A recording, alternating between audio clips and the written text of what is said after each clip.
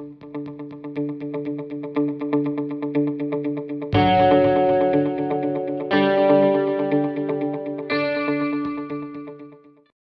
everyone. Welcome back to another agronomy session. This week, we have Matt Chapple, Market Development Agronomist with Pride Seeds, joining us. And today, Matt is going to talk about the new Enlist E3 soybeans that Pride Seeds has to offer. He's going to go over a little bit of the crop protection side of things, too, on what we can and can't use. Without further ado, let's turn it over to Matt. Hi, good afternoon. I'm Matt Chapple, Market Development Agronomist with Pride Seeds, covering Southwestern Ontario.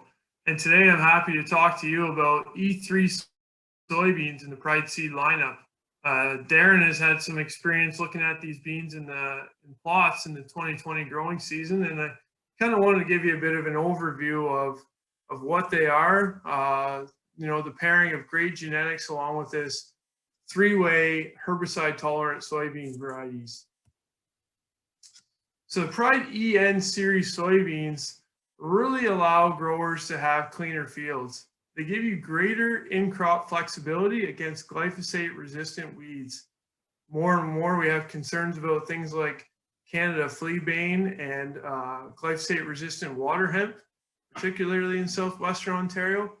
And utilizing E3 technology along with your soybeans allows growers to use 2,4-D choline from burn down up until R2 growth stages, and also utilizing glyphosate, or coming back with the tank mix of 2,4-D choline with glufosinate for control of those glyphosate-resistant weeds in crop.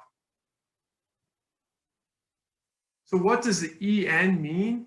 EN, when you break it down, it explains that our Pride varieties have the Enlist herbicide tolerance, and the N symbolizes soybean trait protection against soybean cyst nematode, whether that be the PI 88788 gene or whether it be PKIN tolerance to soybean cyst nematode.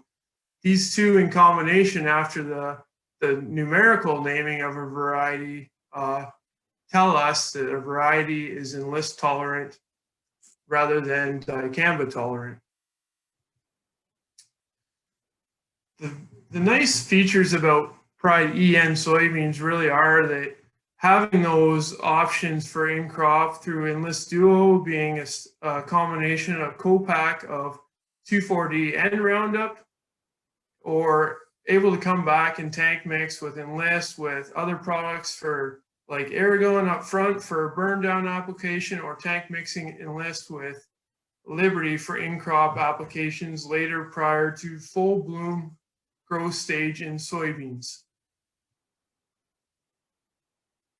In the 2020 growing season, we had an opportunity to look at a couple of key experimental varieties through our plot network. Two varieties that we launched for planning for first commercial year in 2021 growing season include a 2.1 or a 3,050 heat unit soybean variety called 2120 EN. That bean really has great standability, strong white mold tolerance. It's well suited in high yield environments. It has very good emergence early season, and I really like it, on those lighter soil types. Another soybean variety that we launched was 2720 EN. That's a variety that's about 3,250 crop heat units, or a 2.7 maturity. It's well adapted to clay no-till environments, has very good SDS tolerance. It's a bushy and compact plant. It really fills 30 and 15-inch rows really fast and rapidly.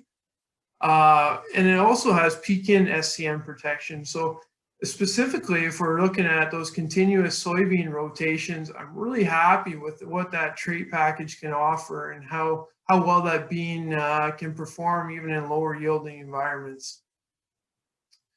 A little deeper look at that 2.1 maturity Enlist variety.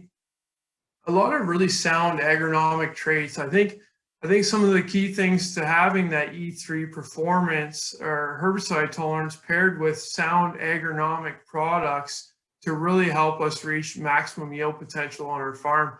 And this is a bean that really does well on 15-inch loamy soils and high yielding environments. The 2720 variety, again, I really like what it can do in clay no-till environments. And you know, speaking with Darren locally, I think he can help you find great solutions or the fit for any one of your acres or to fit into your herbicide plan or rotation on your farm. Thanks to Matt for coming on this week. Awesome information on the Enlist system, as well as the 2 beans that Pride has available this year. Now, we saw them in plots last year. They look very good, and we hope to see more of them this year in the field. So I just want to close off on this. I think it's very important that we don't rewrite the book when it comes to these soybeans. I think we need to follow the same approach we've always been taking. And that is that we have soil residual up front, whether it be in a burn down or a pre-merge application. Next, if we're going to use the technology, use it in a burn down, use it early post if we have to. So the earlier the better, before the temperatures get very warm. Lastly, Liberty is going to be a fantastic tool, especially later in the season when it's way too hot to be spraying Enlist. So just a few things to note. It's another tool in our toolbox. Lastly, make sure we're using Enlist Duo on these soybeans. We don't want to be using any other formulation of 2,4-D. It's important that we're using Enlist Duo. And of course, dicamba will kill these beans. I can't say that enough. Do not use dicamba on Enlist beans. So last week, the trivia question, I think I stumped a lot of you. I was looking for what the ultimate option for corn rootworm control is. Now, Syngenta has it, and the trait is called Agrasure Duracade. So I was looking for Duracade. I got something very, very close, but I can't quite give it to you. So a tough one last week. I know we haven't spoke about it. Now this week, I spoke about this a week or two ago, and this week's trivia question, what new seed treatment will protect soybeans from sudden death syndrome? So same thing, text, call, any way you can get a hold of me to get the answer to me. Thanks for playing along. I hope you enjoy the videos. We have one more coming next week for sure. And stay tuned. We might have something else coming for you in the near future. So enjoy, stay safe. We'll see you next week.